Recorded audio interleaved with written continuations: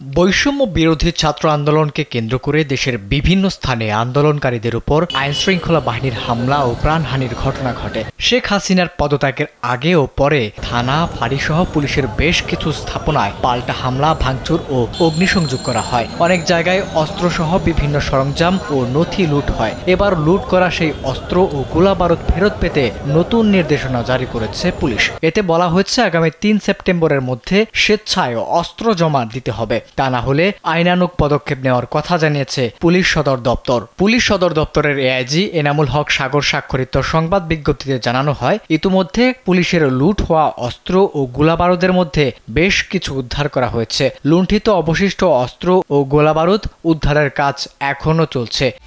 একমাত্র ওয়ালটন এসি দিচ্ছে 1 বছরের রিপ্লেসমেন্ট গ্যারান্টি এবং কম্প্রেসারের 10 বছরের গ্যারান্টি। কোনো ব্যক্তির কাছে এ ধরনের অস্ত্র ও গোলাবারুদ রক্ষিত থাকলে আগামী ৩ সেপ্টেম্বরের মধ্যে নিকটস্থ থানায় জমা দেওয়ার অনুরোধ করা হলো। অন্যথায় তাদের বিরুদ্ধে আইনি ব্যবস্থা নেওয়া হবে। পুলিশ সদর দপ্তর জানিয়েছে, এ পর্যন্ত ১,৮৯০টি বিভিন্ন ধরনের অস্ত্র, ৯২,০৯১টি গুলি, কাঁদানে গ্যাসের ২,৮৮০টি শেল এবং ২৯৬টি সাউন্ড গ্রেনেড উদ্ধার করা হয়েছে।